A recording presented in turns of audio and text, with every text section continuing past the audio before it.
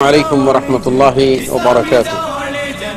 الحمد لله رب العالمين، والصلاة والسلام على نبيه الأمين وعلى آله وأصحابه أجمعين ومن تبعهم بإحسان إلى يوم الدين وسلم تسليما كثيرا أما بعد.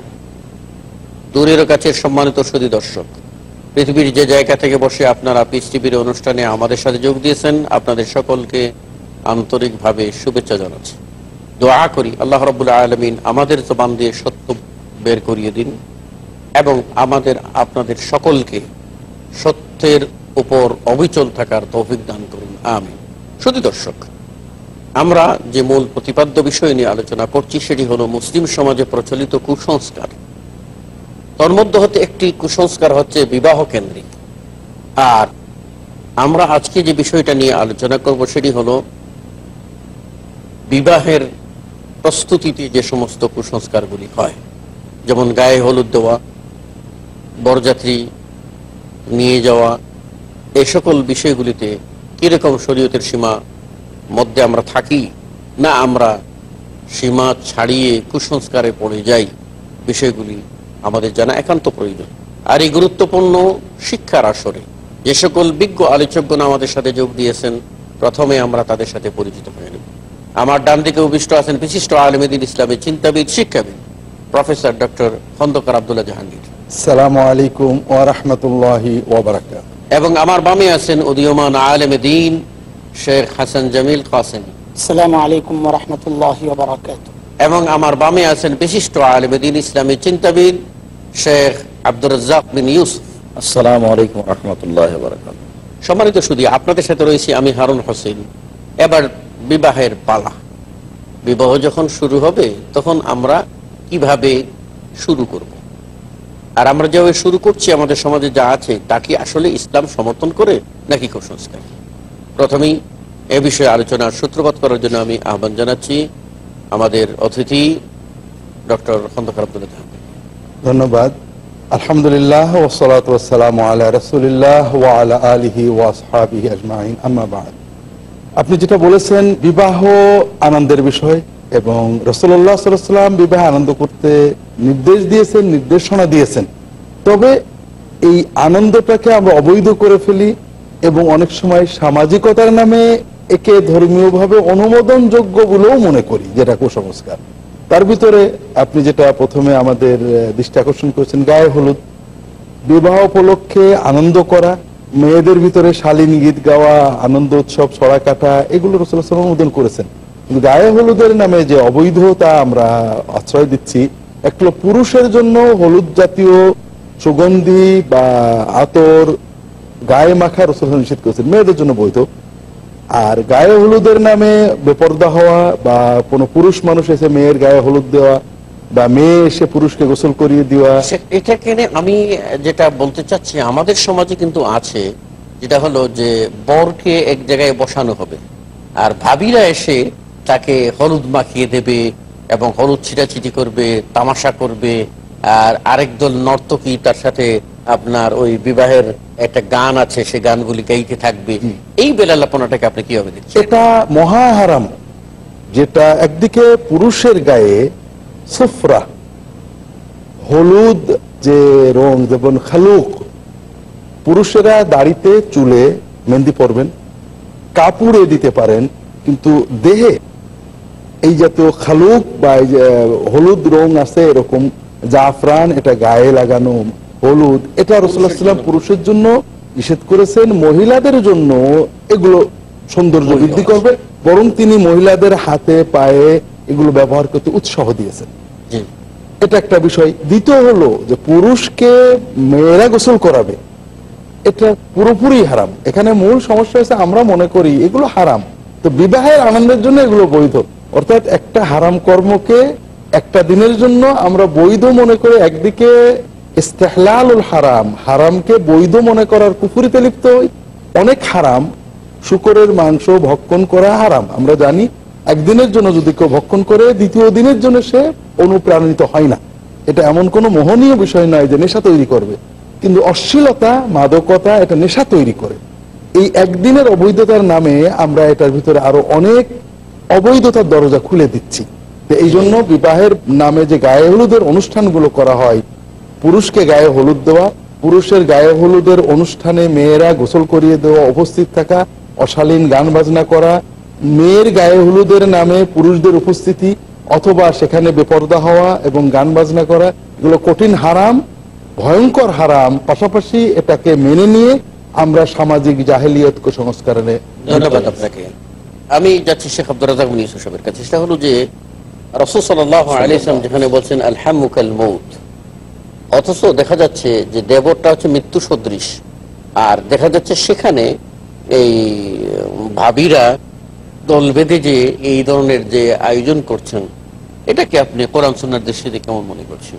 যে হলুদ মাখানোর নামে বিভিন্ন এলাকাতে, দেশের বিভিন্ন প্রান্তে যেসব অনুষ্ঠানগুলি হচ্ছে, বিবাহের 2 দিন পূর্ব থেকে 3 দিন পূর্ব থেকে এক এক এলাকাতে এক এক রকম, এক এক এলাকাতে ওই বর এবং কনেকে মিষ্টি মুখে দেওয়া হয় এবং গ্রামের যারা যুবতী মেয়ে থাকে তারা গীত গায়, মুখের উপরে কাপড় দিয়ে থাকে, আর গ্রামের লোক আসে আর বলে যে আমাকে এর মুখে ক্ষীর দেওয়ার সুযোগ করে দেওয়া হোক। তখন মেয়ে যারা মুখে কাপড় দিয়ে আছে তারা টাকা পয়সা চায়। এটা একটা বড় ধরনের কুসংস্কার। সাথে সাথে বর যাবে কনের বাড়িতে হলুদ মাখতে, কনে আসবে বরের বাড়িতে হলুদ মাখতে, এটা একটা কুসংস্কার, নেহায়াত অন্যায় কাজ। হলুদ মাখতে হবে, এটা বিবাহের বিধান নয়। আব্দুর রহমান ইবনে আওফের গায়ে কাপড়ে যে হলুদ রংটা আল্লাহ রাসূল দেখেছিলেন, তারপর তাকে বলেছিলেন যে তুমি বিবাহ করেছো নাকি, ওই শব্দটার ভিত্তিতে মুসলমানদের পরিবারে যে একটা হলুদ মাখার অনুষ্ঠান চলে আসছে, এটা আদৌ ঠিক নয়। মানুষ হলুদ মাখতে পারে তার শারীরিক সুবিধার জন্য, রং বৃদ্ধির জন্য, সেটা তার ব্যক্তিগত ব্যাপার। কিন্তু বর যাবে বিবাহকে উপলক্ষে কনের বাড়িতে হলুদ মাখতে, কনে আসবে বরের বাড়িতে হলুদ মাখতে, আপনি নিশ্চিত বিশ্বাস করুন এসব পরিবার শিক্ষিত পরিবার নয়। সাথে সাথে কিছু যুবতীর গায়ে হলুদ মাখাবে এইভাবে। রাসূল সাল্লাল্লাহু আলাইহি সাল্লাম বলছেন যে লা তুবাসিরুল মারাতু আল মারাতা, একজন মহিলার গায়ে হাত লাগাতে পারে না। কেন? ফাতানাতুহা লিজাওজিহা কান্না ইয়ানজুরু ইলাইহা, কোন সময়ে সে তার স্বামীর সামনে বলবে যে তার শরীর নরম বা শক্ত বা তার চুলগুলো লম্বা বা এরকম, তখন তার স্বামী এই মহিলাকে অন্তরের চোখে দেখবে। বুখারী মুসলিম। আল্লাহুস সামাদ, এর চেয়ে বড় কুসংস্কার কি হতে পারে?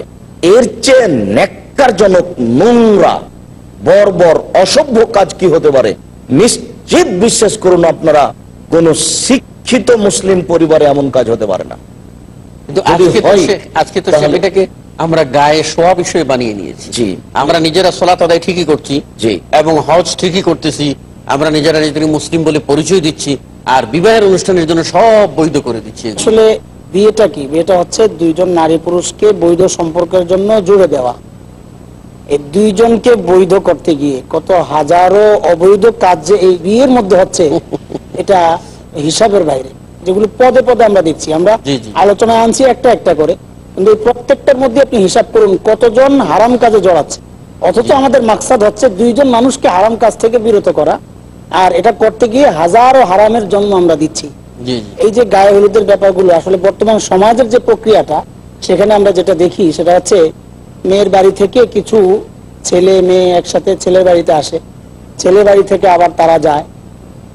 ছেলের বাড়িতে যেটা হয় আমাদের সমাজে অনেক ক্ষেত্রে, এটা আমরা জানি যে ভাবিরা ওই তার দেবরকে কোলে করে গোসল করাতে নেয়, বিশেষ করে গ্রামে গঞ্জে এটা খুব বেশি হচ্ছে।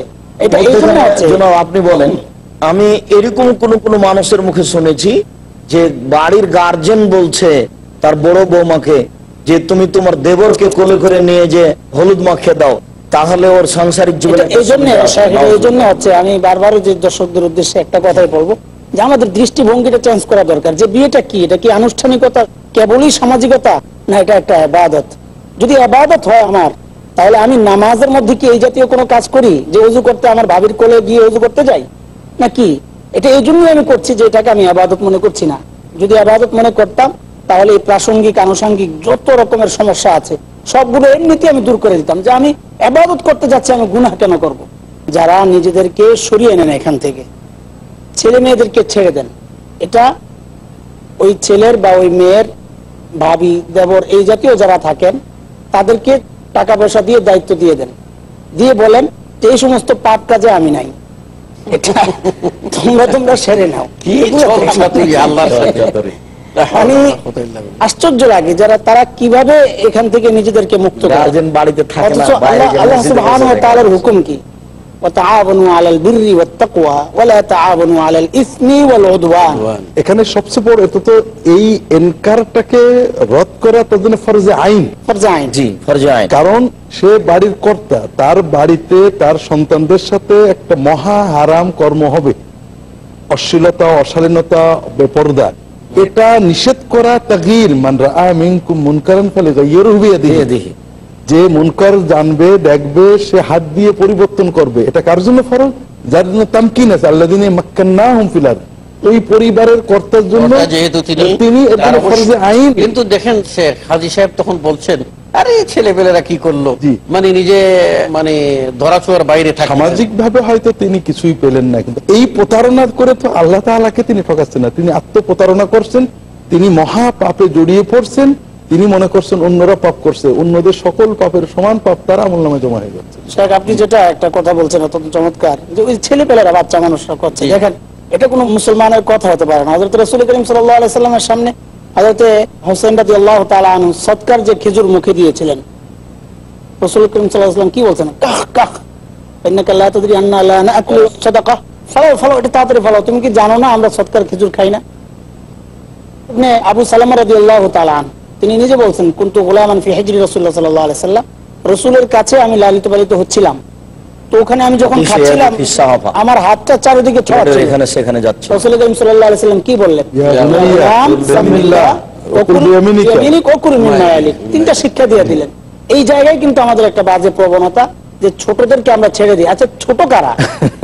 এই যে ছেলে মেয়ে যারা, যাদেরকে আপনি বিয়ে দিচ্ছেন অনেক বয়স করে, যেটা আমরা আগে আলোচনা করেছি, তারা কি আর ছোট রয়েছে?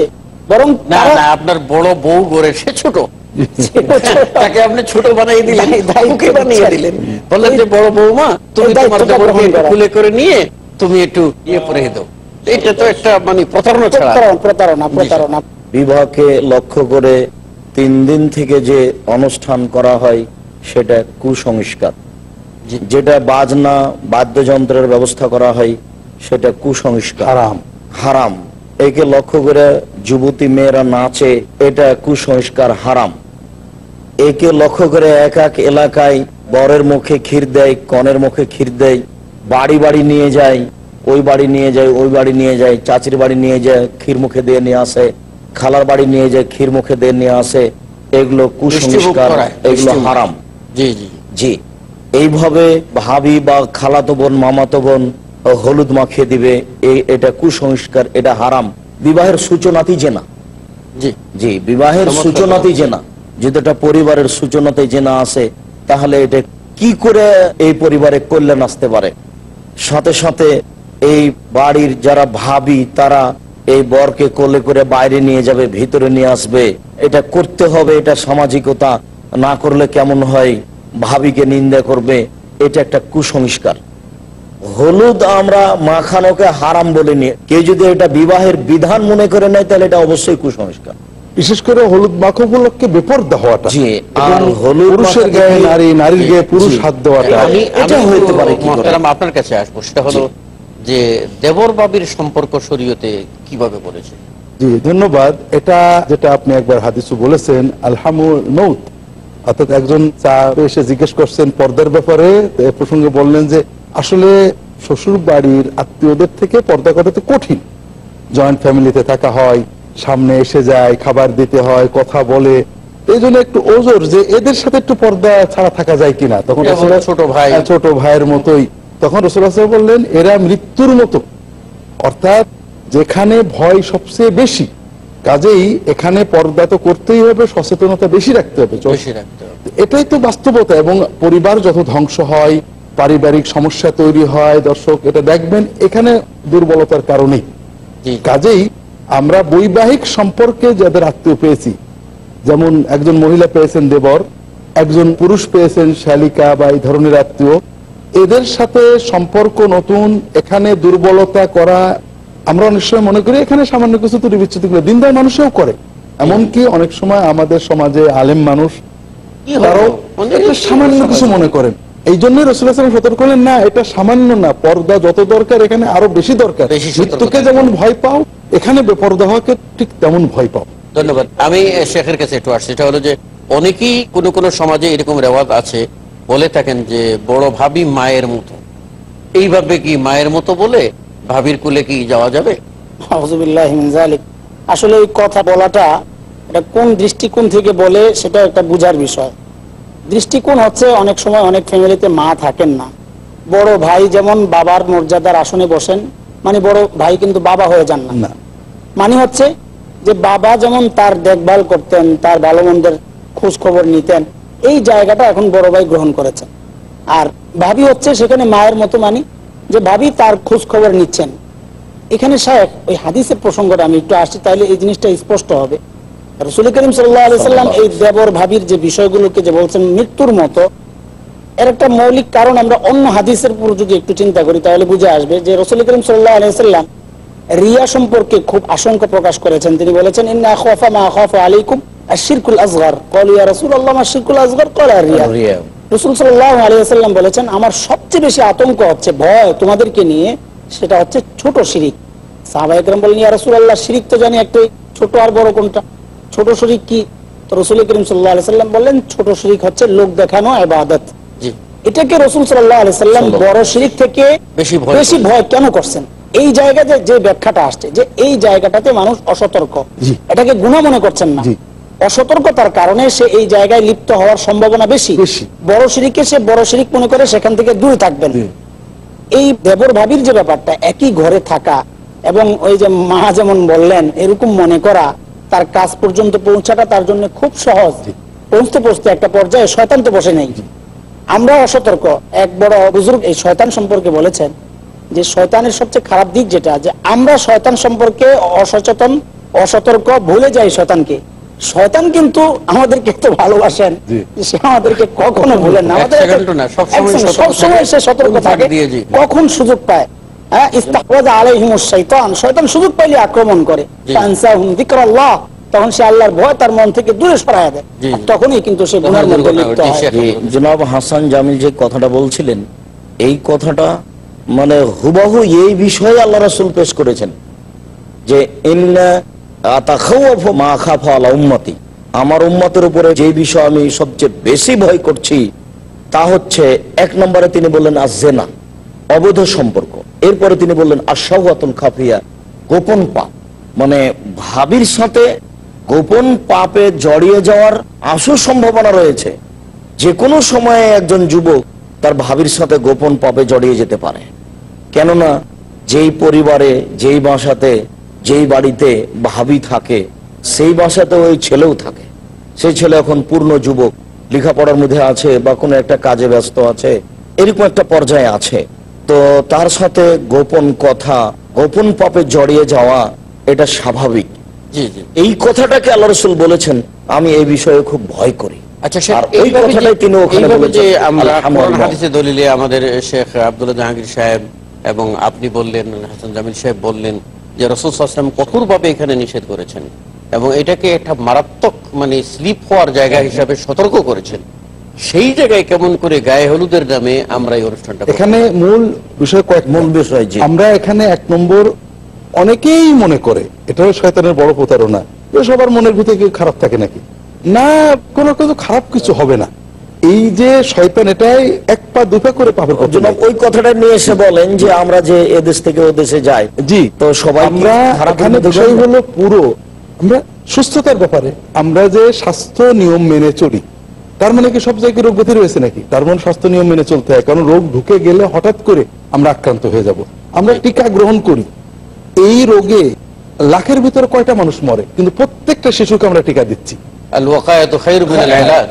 আল্লাহ তাআলা এই টিকায় যে মানুষগুলো মরে, এতে যত ক্ষতি হয় এই রোগগুলোতে, যে রোগগুলোর টিকা আমরা এখন আবিষ্কার করেছি দিচ্ছি, এর চেয়ে অনেক বেশি মানুষ মরে, প্রতারিত হয়, ধ্বংস হয় এই সামান্য ভুলের কারণে পাপী ছিলানোতে। এই জন্যই আমাদেরকে আল্লাহর দিন মানতে হবে। আমরা জানি পর্দা করতে হবে, ভাবি মায়ের মতো, সুন্দর ব্যাখ্যা দিচ্ছিলেন, দায়িত্বে মায়ের মতো, কিন্তু শরীয়তের হুকুমে মায়ের মতো না।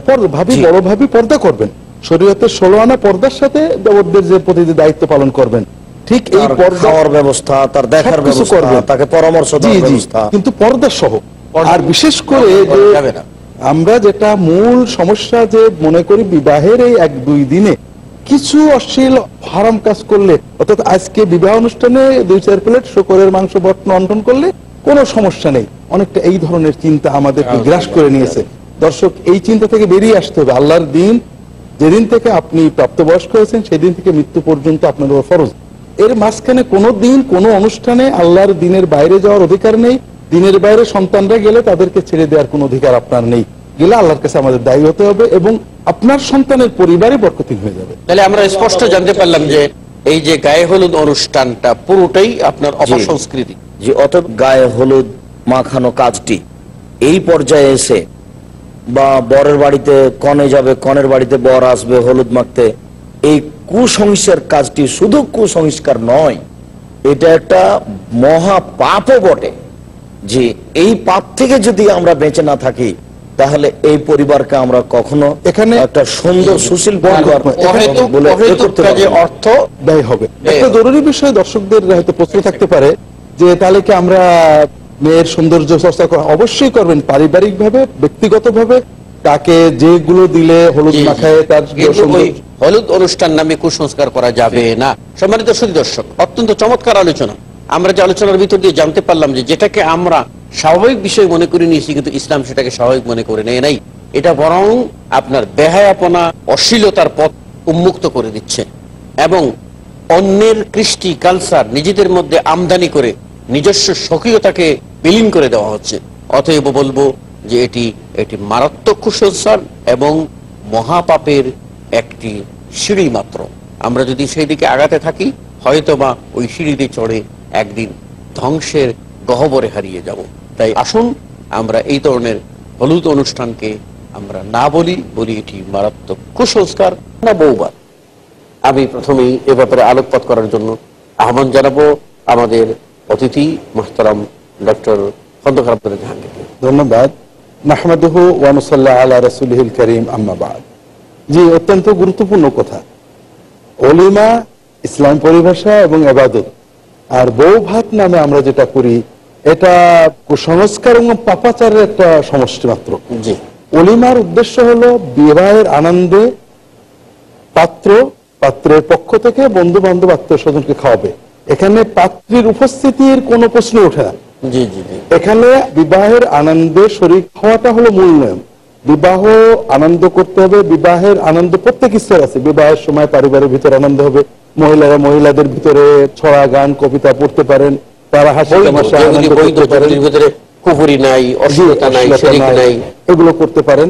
আর অলিমাটা হলো বিবাহের জন্য পাত্রের দায়িত্ব। আউলিম ওয়ালাউ বিশাত, রাসূলুল্লাহ সাল্লাল্লাহু আলাইহি ওয়াসাল্লাম বলছেন যে তুমি একটা ছাগল জবাই করে হলো তোমার অলিমার ব্যবস্থা করো। এটাকে অনেকে ফকি ওয়াজিব বলেছেন। পাত্রের জন্য স্ত্রীকে মোহর দেয়া যেমন ফরজ, বন্ধু বান্ধব আত্মীয় স্বজনকে বিবাহের আনন্দে শরীক করতে কিছু খাওয়ানো। এবং অলিমাটা এমন একটা গুরুত্বপূর্ণ শেখ যেটা হলো যে অলিমার দাওয়াত উজর ছাড়া বর্জন করা যায় না। এবং এখানে দাওয়াতের ক্ষেত্রেও যে অলিমাতে বেছে বেছে বড় লোকদের দাওয়াত দেওয়া হয় আর অসচ্ছলদেরকে বাদ রাখার প্রবণতা, এর চেয়ে নোংরা নিকৃষ্ট অলিমা আর কিছু হতে পারে না। কাজেই অলিমার ক্ষেত্রে আমরা প্রথম কথা, অলিমা রাসূলুল্লাহ সাল্লাল্লাহু আলাইহি ওয়াসাল্লামের নির্দেশিত একটা জরুরি ইবাদত এবং এটা পাত্রের দায়িত্ব, কখনোই পাত্রী বা পাত্রীর পিতামাতার নয়। অলিমা বলতে মেয়ের বাবা কিন্তু অলিমা করতে পারেন না। মেয়ের বাবা যে অনুষ্ঠান করেন বিবাহ লক্ষ্যে, এটা যদি ইচ্ছা করে কোনো মেহমান খাওয়ান ভিন্ন কথা, নইলে এটা একটা যৌতুক, আমরা আগে আলোচনা করেছি। অলিমা পাত্র বা পাত্রের পিতা করবেন এবং অলিমার ক্ষেত্রে বন্ধু বান্ধব সহযোগিতা করতে পারে। রাসূলুল্লাহ সাল্লাল্লাহু আলাইহি ওয়াসাল্লাম যখন মেয়েকে বিবাহ দিলেন আলী রাদিয়াল্লাহু তাআলা আনহুর কাছে, তখন অন্যান্য সাহাবীরা অলিমা অনুষ্ঠানের জন্য তাকে সহযোগিতা করেছেন। কিন্তু এই সহযোগিতা পাত্রকে করতে পারে, পাত্রের বন্ধু বান্ধব আত্মীয় স্বজন যেন একটা ভালো অলিমা করতে পারে। এবং এই অলিমার উদ্দেশ্য কখনোই বউ দেখানো নয়, বউ ভাত নয়। এই অলিমার উদ্দেশ্য বন্ধু বান্ধবদেরকে বিয়ে উপলক্ষে আনন্দ করা। ধন্যবাদ আপনাকে চমৎকার কথা বলার জন্য। আমি যাচ্ছি মোহতারাম আব্দুর রাজ্জাক ইউসুফ সাহেবের কাছে। আচ্ছা, এই ইসলামী পরিভাষা হলো অলিমা, তো আমি কোন যুক্তিতে এটা পরিভাষাকে পরিবর্তন করে বউভাত বলবো? অবশ্যই অনেক কুসংস্কার বিভিন্ন পর্যায়ে রয়েছে মানুষের মাঝে, তার মধ্যে এটাও একটা বড় কুসংস্কার যে অলিমা শব্দ তো আল্লাহ রাসূলের দেওয়া শব্দ। বিভিন্ন জায়গাতে মানুষ যে নামগুলি পরিবর্তন করেছে, যে পরিবর্তন করাটা বৈধ নয়, আর এটা একটা। এই বউভাত নামটা যেমন ভাবে কুসংস্কার, এর যেসব পদ্ধতি অবলম্বন করেছে তা সবই কুসংস্কার। আমরা এই কথাটির আগের কথাটি একটু সাজিয়ে বলে নিই, তাহলে আমাদের সম্মানিত দর্শক মণ্ডলীর কাছে বিষয়টি স্পষ্ট হয়ে যাবে। আমরা বিবাহের অনুষ্ঠান থেকে নিয়ে আপনাদেরকে কুসংস্কার দেখাচ্ছিলাম, এরপরে যেটা কুসংস্কার বড় আপনাদেরকে দেখাতে চাচ্ছি সেটা হচ্ছে বাসর ঘর সাজানো। বাসর ঘর সাজাতে হবে, বাসর ঘরটা সুন্দর করতে হবে, এটা জরুরি নয়, এরপরেও করতে পারে। কেননা একাধিক হাদিস দ্বারা প্রমাণিত হয় যে একটি ঘরে আয়েশা রাদিয়াল্লাহু তাআলা আনহাকে সাজিয়ে নিয়ে যাওয়া হলো। বুখারী মুসলিমের হাদিসে রয়েছে যে আয়েশা রাদিয়াল্লাহু তাআলা তার বান্ধবীদেরকে নিয়ে দোলনাতে খেলাচ্ছে, একদিক নিচু হলে একদিক উঁচু হয়, এরকম একটা দোলনাতে তারা খেলাচ্ছেন। ইতিমধ্যে তার মা জোর করে রাখলেন আয়েশা, তিনি দৌড়িয়ে আসলেন। তিনি বলছেন আমার মুখে হাতে যেসব ধুলোবালি কিছু লেগেছিল সেগুলো তিনি ধুয়ে সরিয়ে দিলেন। এরপর একটা ঘরে নিয়ে গেলেন, লম্বা হাদিস তো সেজন্য বাংলাটাই বলছি, যে একটা ঘরে নিয়ে গেলেন, সেখানে দেখি আনসারীদের মহিলা, তারা আমাকে সুন্দরী করে সাজালেন। অবশ্য তিনি এই কথা বলেননি যে আমাকে কি দিয়ে তারা সাজালেন। অন্য জায়গাতে রাসূল সাল্লাল্লাহু আলাইহি ওয়াসাল্লাম বলেছেন নারীদের সৌন্দর্য যা দেখতে পাওয়া যায়, গন্ধ পাওয়া যায় না, আর পুরুষদের সৌন্দর্য যা দেখতে পাওয়া যায় না, গন্ধ পাওয়া যায়। তাহলে তাকে সাজানোর জন্য যতগুলি বৈধ বস্তু রয়েছে তাকে দিয়ে সাজাবে, এটাই ঠিক। যেই কথা আয়েশা রাদিয়াল্লাহু তাআলা আনহা বললেন যে আনসারী মহিলারা আমাকে সুন্দরী করে সাজালেন। এবার আয়েশা রাদিয়াল্লাহু তাআলা আনহা বলেন, বুখারীর বর্ণনায় এসেছে যে আমার মা আমাকে একটা ঘরে নিয়ে গেলেন ঠিক 8:30 9টার সময়, এরকম ওই বুখারীতে বাবি বাঁধা আছে এতে। তারপর 8:30 9টার সময় ঘরে নিয়ে গেলেন, দেখি সেখানে আল্লাহ রাসূল আর কেউ নেই। উনি বলছেন যে আমি মনে মনে ভাবছি ব্যাপারটা কি, আমি তো এরকম কোনোদিন আল্লাহ রাসূলকে দেখিনি। ওই কথাটা নেই যে 6 বছরে বিবাহ 9 বছরে বাসর, এটা অন্য বর্ণনা এসেছে, কিন্তু দীর্ঘ সময়ে তিনি এরকম পরিবেশ দেখেননি। এরপরে তার মা তাকে রেখে বাইরে চলে গেলেন। বাইরে যেতেই আসমা একটা গ্লাস নিয়ে ভিতরে ঢুকেছেন, ঢুকে বলছেন যে আয়েশা এই শরবত নাও, আল্লাহ রাসূলকে দাও। তখন আমি তো মাথা নিচু করে নিলাম, আমি তো আল্লাহ রাসূলের হাতে এরকম কোনোদিন কিছু দিইনি। উনি একটা ধমক দিলেন, এই গ্লাস নাও, রাসূলের হাতে দাও। আমি তখন গ্লাসটা নিয়ে রাসূলের হাতে দিলাম, বাটিটা রাসূলের হাতে দিয়ে আল্লাহ রাসূল তখন ওখান থেকে শরবত পান করলেন। আপনার এইটার সাথে একটু যুক্ত করে, তখন পর্দার আয়াত, পর্দার হুকুম নাযিল না হওয়াতে আসমা বিনতে ইয়াজিদ রাসূল সাল্লাল্লাহু আলাইহি ওয়াসাল্লামের সামনে গেছেন, এই বিষয়টা ভুল বুঝতে। তারপর আয়েশা বলছেন যে আল্লাহ রাসূল আমার হাতে দিলেন যে তুমি পান করো। তারপর আমি পান করলাম। তখন আল্লাহ রাসূল বললেন যে আসমাকে দাও। তো আসমাকে দিতে যেতেই আসমা রাদিয়াল্লাহু আনহা বললেন যে আল্লাহ রাসূল আপনার হাত থেকে নিতে চাচ্ছি। তখন আবার আল্লাহ রাসূল আয়েশা রাদিয়াল্লাহু আনহার হাত থেকে নিয়ে আল্লাহ রাসূল আসমার হাতে দিলেন। আসমা তখন শরবত পান করলেন। অত্র বিবরণে বোঝা যায় যে বাসর ঘর সাজানো যেমন একটা গুরুত্বপূর্ণ বিষয়, কনেকে সাজানো তেমন একটা গুরুত্বপূর্ণ ব্যাপার, তেমন একটা মিঠাইয়ের ব্যবস্থা হবে, এটাও সুন্দর।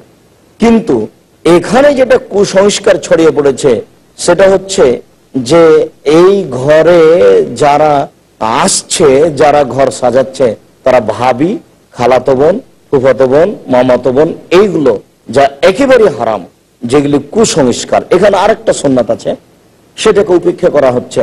সেটা হচ্ছে এই যে একাধিক হাদিস দ্বারা প্রমাণিত, জাবের রাদিয়াল্লাহু আনহু বলেন আল্লাহ রাসূল বলেছেন যে বাসর ঘরে বরের প্রথম কাজ কি? বাসর ঘরে বর কনের মাথায় হাত দিয়ে বলবে আল্লাহুম্মা ইন্নী আসআলুকা খায়রাহা ওয়া খায়রা মা জাবালতাহা আলাইহি ওয়া আউযু বিকা মিন শাররিহা ওয়া শাররি মা জাবালতাহা আলাইহি। আল্লাহ, আমি এই স্ত্রীর কল্যাণ চাচ্ছি, একে যে কল্যাণ দিয়ে সৃষ্টি করা হয়েছে সে কল্যাণ চাচ্ছি, এর ভিতরে যে ক্ষতি রয়েছে এই ক্ষতি থেকে তোমার কাছে বাঁচতে চাচ্ছি, যে অনিষ্ট দিয়ে একে সৃষ্টি করা হয়েছে সে অনিষ্ট থেকে আমি বাঁচতে চাচ্ছি, এটা হবে বরের বাসর ঘরের প্রথম কাজ।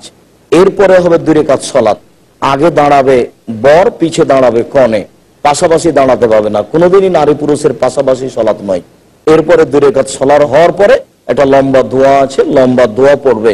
এরপরে তাদের দাম্পত্য জীবন, এরপরে সকালে তাদের দোয়া হবে, আর চাচা চাচি দোয়া করবে, এবং এবার আসলো খাওয়ার অনুষ্ঠান, যার নাম অলিমা।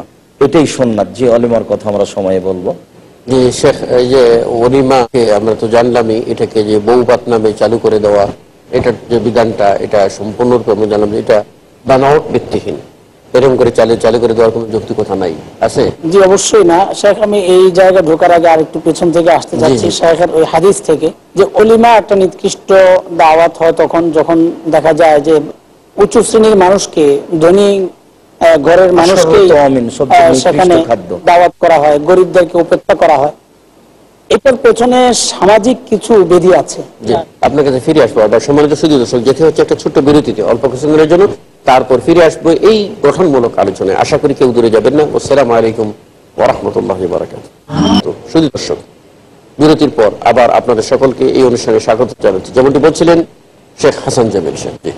জি বলছিলাম, আল্লাহ রাসূল সাল্লাল্লাহু আলাইহি ওয়াসাল্লাম এইভাবে যে ভাগ করেছেন, দেখেন রাসূল করিম সাল্লাল্লাহু আলাইহি ওয়াসাল্লাম কত বিচক্ষণ ছিলেন, যে 1400-1500 বছর পরেও যে সমস্ত সমস্যাগুলো সমাজে আসবে সেগুলোর পথও তিনি আল্লাহর হুকুমে রুদ্ধ করে গেছেন। এই দাওয়াতটাকে রাসূল করিম সাল্লাল্লাহু আলাইহি ওয়াসাল্লাম সমাধানের পথ ক্লিয়ার বলে দিয়ে গেছেন, সংস্কৃতির পথ রুদ্ধ করার নির্দেশ দিয়ে গেছেন। জি জি, আল্লাহ রাসূল সাল্লাল্লাহু আলাইহি ওয়াসাল্লাম এই দাওয়াতকে নিকৃষ্ট দাওয়াত বলার যে কারণ তিনি নিজে বলেছেন, যে ধনীদেরকে দাওয়াত দেওয়া হয়, গরিবরা উপেক্ষিত থাকে। কারণটা কি? আর কারণটা আজকের সমাজে আমাদের কাছে ক্লিয়ার। কেন?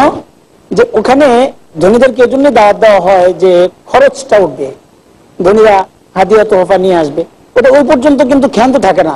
আশ্চর্যের সাথে সাথে আপনারা জানেন কিনা বিষয়টা, সমাজের মানুষ আপনারা না জানার কথা না, একটা চমৎকার টেবিলের ব্যবস্থা করা হয়, সেখানে কিছু বিশ্বস্ত মানুষ বসানো হয়, সেখানে পান থাকে, বিভিন্ন রকমের পান, সেগুলো সব ঠিক আছে, হতে পারে কেউ হাদিয়া দিলে গ্রহণ করবে, কিন্তু তার একটা লিস্ট করা হয়। ওই লিস্ট কিন্তু যারা আয়োজক তারা রেখে দেন, এটা কিন্তু ফেলে দেন না, রেখে দেন। পরবর্তীতে যখন কেউ তাকে দাওয়াত দেয় তখন ওই লিস্ট খোলেন, আমার মেয়ের বিয়েতে তিনি কি দিয়েছিলেন, এবার তার বদলা আমাকে দিতে হবে। হাদিয়া এটা বদলার জিনিস, এটা মনের আনন্দ দেওয়ার জিনিস। এটাই হয়ে যাচ্ছে এখন বর্তমান কালচার। দেখা যাচ্ছে যে এখানে লিস্ট সুন্দর করার জন্য তালিকা নিয়ে বসে আছে এবং ডায়েরি মেইনটেইন করা হচ্ছে, টাকা দিল, এটা যেমন হচ্ছে। আচ্ছা শেখ, আপনার কাছে আসতেছি এখন, এই যে হাদিয়া গ্রহণ, এইভাবে তালিকা করে হাদিয়া গ্রহণ এবং বদলা দেওয়ার যে মানসিকতা, এটা কি শরীয়ত এলাও করে? কখনোই এটা অনুমোদন করে না, বরং নিষেধ করে। প্রথম কথা হলো যে অলিমার উদ্দেশ্য আমি যেটা আগেই বলেছি, আনন্দে কাউকে শরীক করা। যারা পাত্রের বন্ধু আপনজন তারা তাকে সহযোগিতা করতে পারে। 1 লাখ টাকা, 50,000 টাকা, 20,000 টাকা ছাগল, 1 মণ চাউল তোমাকে আমি দিচ্ছি, তুমি অলিমা করো, এটা ভিন্ন বিষয়। আমি অলিমার দাওয়াত দেবো নির্ভেজাল, যদি হাদিয়ার লোভে দাওয়াত দিই, এটা তো অলিমাই হলো না, বরং এটা গুনাহের নিয়ত করা হলো না জায়েজ। কেউ যদি কাউকে হাদিয়া দেয় আন্তরিকতার কারণে, সেটা দিতে পারে, কিন্তু আমাদের অলিমা অনুষ্ঠানগুলো এমন করা হয় যে হাদিয়া ছাড়া যাওয়াটাই সেখানে প্রীতিকর এবং অসম্মানজনক। মানে একেবারে গেটেই চেয়ার টেবিল নিয়ে বসে আছে, এবং সুন্দর করে আপনার ওই কার্ড ছাপানো, এর কার্ডে লেখা দেওয়া যে দয়া করে আসতে সময় কার্ডটি সঙ্গে আনতে ভুলে যাবেন না। মানে কার্ডটাই হচ্ছে পারমিশন। এখন ওই পারমিশন নিয়ে আপনি যখন ঢুকবেন, তখন আপনার কার সেলে কে ঢুকছেন, কয়টায় ঢুকলেন, আর কত টাকা দিয়ে গেলেন। অলিমার খাবারের ব্যাপারে সাহেব একটা কথা বলেছিলেন, আপনি আলোচনা করেছিলেন যে অলিমার দাওয়াত মিস করা কোনো ওজর ছাড়া জায়েজ নাই। এখন আমরা এটা কি ওজর বানিয়ে নিয়েছি অনেকে না যাওয়ার পেছনে, যে পকেট খালি, হাত খালি, কি দিব, দিতে পারবো না। আমরা এই ধরনের যদি সাল্লাম বলেছেন যে কেউ যদি কাউকে দাওয়াত দেয়, সে যদি কবুল না করে, ফাকাদ আসা আবুল কাসেম, তাহলে সে আবুল কাসেম মোহাম্মদ সাল্লাল্লাহু আলাইহি ওয়াসাল্লামের নাফরমানি করলো। দাওয়াত কবুল করতে হবে, এই কথা ঠিক। এখন দাওয়াত কবুল করার পরে গিয়ে দেখি যে সেখানে অন্যায় অশ্লীলে ভর্তি, তাহলে ফিরে আসতে হবে, এটাও জরুরি। জি, রাসূল সাল্লাল্লাহু আলাইহি সাল্লাম ফাতেমার বাড়ি থেকে ফিরে চলে এসেছেন। ওমর রাদিয়াল্লাহু তাআলা আনহু জনৈক ব্যক্তি খ্রিস্টান দাওয়াত দিয়েছিলেন, তার বাড়িতে যাননি, যে তোমাদের বাড়িতে ছবি আছে, আমি তোমাদের দাওয়াতই কবুল করব না। আমরা এই অংশে যেটা জরুরি বলতে চাচ্ছি সেটা হচ্ছে এই যে, যেটা জনাব বলছিলেন যে ওয়ালিমার বিষয়টি তো গুরুত্বপূর্ণ, কেননা রাসূল সাল্লাল্লাহু আলাইহি ওয়াসাল্লাম জায়নাবের ব্যাপারে রাস্তাতে অলিমার ব্যবস্থা করেছেন। আর আব্দুর রহমান ইবনে আউফকে বলেছেন যে আউলেম অলবে শাতিন, একটা ছাগল হলেও করো। তো এখানে স্পষ্ট প্রমাণ হয় যে অলিমার বিষয়টি একটা গুরুত্বপূর্ণ বিষয়। সাথে সাথে ওইখানে বলেছেন যে ওই অলিমার খাদ্য নিকৃষ্ট খাদ্য, যেখানে শুধু ধনীদের দাওয়াত দেওয়া হয়, গরিবদের দাওয়াত দেওয়া হয় না। তাহলে বোঝা যাচ্ছে যে এটার ব্যবস্থাপনা একটা বড় ব্যবস্থাপনা, যেখানে ধনীও থাকবে গরিবও থাকবে। যেমন ভাবে ব্যবস্থাপনা হওয়া একটা জরুরি ব্যাপার, তেমনি ভাবে যার যত সম্পদ আছে সম্পদের ভিত্তিতে বড় হওয়া তেমন ব্যবস্থা হওয়া দরকার। আমরা তো আপনাকে বলতে চাচ্ছি যে আপনি খরচ করতে চাচ্ছেন, ছেলের পিতা আপনি বা ছেলে কোটি টাকা ইনকাম, আজকে এলাকাবাসীকে বিশাল দাওয়াত দিয়ে দাও, যাতে অলিমার ব্যবস্থা রয়েছে। অলিমার ব্যবস্থাটা আল্লাহ রাসূল সহযোগিতা করার জন্য কথা বলেছেন, দান করো, তোমরা সহযোগিতা করো, সহযোগিতা নিয়ে অলিমের ব্যবস্থা হোক। আল্লাহ রাসূল বলেছেন যে এই যে চাদরটা বিছে দেওয়া হলো, কার কি আছে নিয়ে আসো, এক জায়গাতে জমা করে খাওয়ার ব্যবস্থা, এই হলো অলিমা। তাহলে বোঝা যাচ্ছে যে কারোর কাছ থেকে নিয়ে বা নেওয়ার ব্যবস্থা করে অলিমা করা সুন্দর। এখন যেটা কুসংস্কার হয়ে গেল সেটা হলো কিছুক্ষণ আগে যেটা আমরা বলছিলাম, সেটা হচ্ছে এই যে উপঢৌকন নিয়ে আসতে হবে বাধ্য, এটা কুসংস্কার। তার উপরে উপঢৌকন নেওয়ার জন্য বউ ভাত হিসেবে কাঠ ছাপাতে হবে, এটা একটা কুসংস্কার। সাথে সাথে ওখানে বউ একবারে পুতুলের মতো সেজে বসে থাকবে, সমস্ত মানুষ তার হাতে। এটা যেটা বলছিলাম যে এই পাত্রী প্রদর্শন, জি আপনার কাছে আসতেছি, সমস্ত মানুষ তার হাতে আপনার দাওয়াত খেয়ে যাবে। অনুষ্ঠান করা হবে একটা কমিউনিটি সেন্টারে, এবং সেখানে পালকির মতো থাকবে, বসার জায়গা থাকবে, এবং ওখানে নিয়ে পাত্রীকে বসিয়ে দেওয়া হবে এবং পাত্রীর সাথে সবাই আড্ডা করবে, সবাই যতজন আসবে সবাই অলিমা অনুষ্ঠানে পাত্রীকে দেখবে। এটার বিধান, এটা প্রথম কথা, এটা আমরা সবাই বুঝি কঠিনতম হারামগুলোর অন্যতম। এটা তো এক কথাই যে একটা মেয়েকে বেপর্দা করে, স্বাভাবিক বেপর্দা নয়, খুব ভালো করে সাজিয়ে বেপর্দা করে সবার সামনে দেখানো হলো, এটা হারাম এভাবে কারণ অন্যতম সন্দেহ নেই। কিন্তু এখানে অন্য কয়েকটা বিষয় আছে। একটা হলো যে মেয়েটা স্বাভাবিকভাবে এইভাবে নোংরা হয়ে কারোর সামনে যায় না। সমাজে হয়তো ওই মেয়েটা এই দিনের আগে কোনোদিন এইভাবে বেপর্দা হয়ে যায়, হয়তো সে কিছু বেপর্দা হয়েছে অথবা বোরকায় পড়েছে, তাকে বিবাহের উপলক্ষে কঠিনতম হারামে লিপ্ত করা হলো। করলো কারা? ওই পাত্র এবং পাত্রের আত্মীয় স্বজন বা পাত্রীর পক্ষরা। তাহলে সবাই মহাপাপে লিপ্ত হলো। তৃতীয়ত যে এই বউ ভাত নামটি এখানে মূল যে অকল্যাণ বয়ে এনেছে, এখানে এমন একটা কুসংস্কার হয়েছে, বউ দেখতে দেবে না তাহলে আর যাবো কেন। এমন আমাদের সমাজে বিভিন্ন জায়গায় দেখা গেছে যে দিনদার পাত্র হয় যে অলিমায় আসবেন কিন্তু বউ দেখতে দেব না, বা জেনে ফেলে যে বউ দেখাবে না, তাহলে বউ দেখবো না তাহলে যাবো কেন। অর্থাৎ একটা হারাম কাজের অনুমতি না দিলে আমরা অলিমাতে আর যাবো না, সুন্নত কাজটা ছেড়ে দেব, সুন্নত কাজটা ছেড়ে দেবো।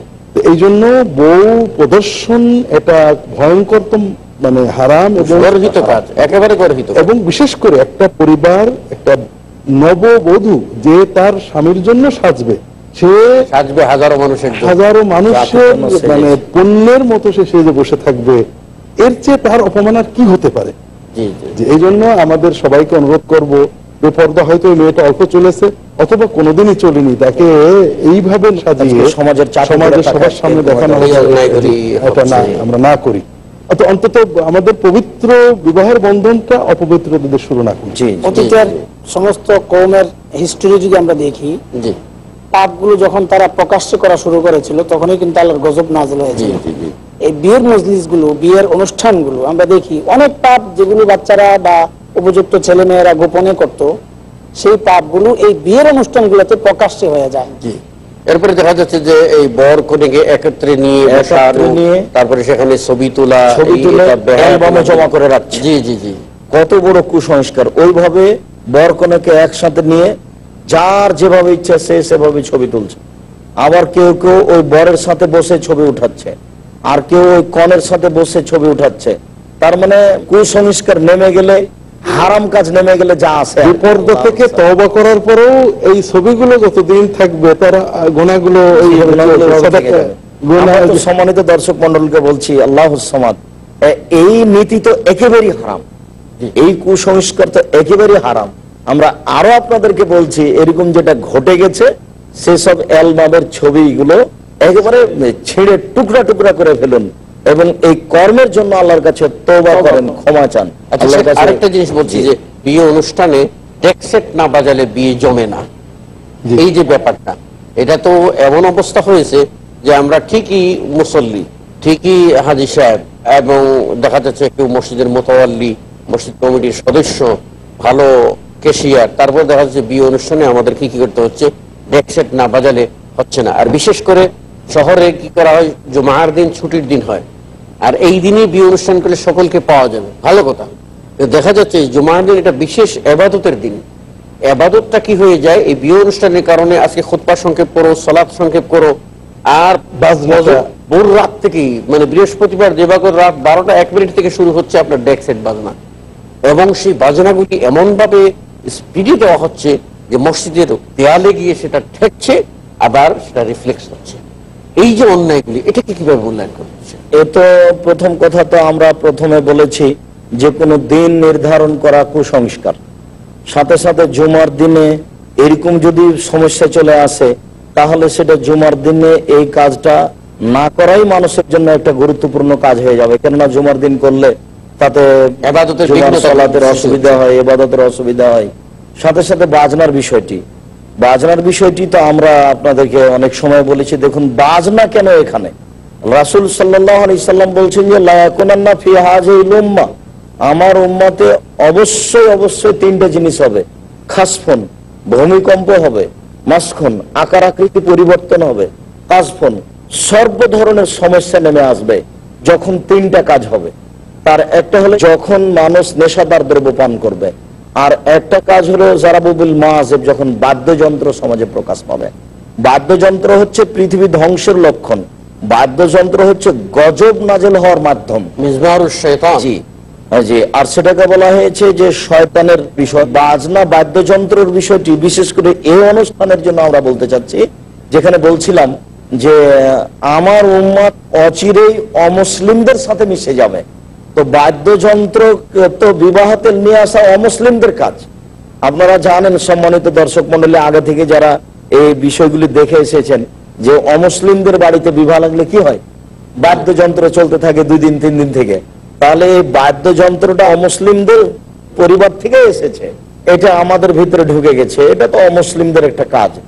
হারামের সাথে সাথে এটা অমুসলিমদের কাজ। বাদ্যযন্ত্রের শব্দ শুনে আল্লাহ রাসূল 2 কানের ভিতরে 2 আঙ্গুল ঢোকিয়ে দিলেন। 2 আঙ্গুল ঢোকিয়ে দিয়ে তিনি ওখান থেকে সরে গেলেন। সরে গিয়ে বলছেন, আব্দুল্লাহ ইবনে উমর, হাল তাসমাউ শায়ান, তুমি কি কিছু শুনতে পাচ্ছ? তখন আব্দুল্লাহ ইবনে উমর বলছেন, জি না, এখন কিছু শুনতে পাচ্ছি না।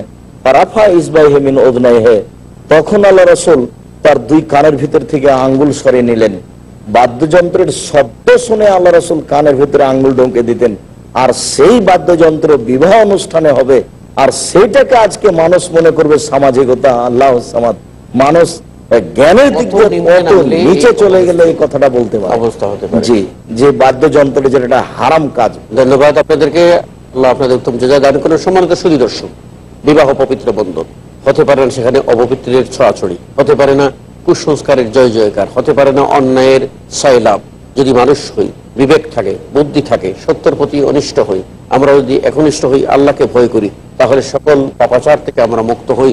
সর্বোপরি আমরা ভয় করি একদিন আল্লাহর দরবারে হাজিরা দিতে হবে, আর পবিত্র বন্ধনে অপবিত্র করে যখন আমরা বীজ বপন করব, পরবর্তী প্রজন্ম যে ধ্বংসের দিকে যাবে তাতে কোনো সন্দেহ নেই। আল্লাহ আমাদের হেফাজত করুন, আমিন। আসসালামু আলাইকুম ওয়া রাহমাতুল্লাহি ওয়া বারাকাতুহু।